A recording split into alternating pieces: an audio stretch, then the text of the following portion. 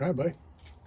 Got the weather station in this cutout of foam and slides nicely into my backpack, and I'll be heading out to put it up on the mountain tomorrow. Rock and roll.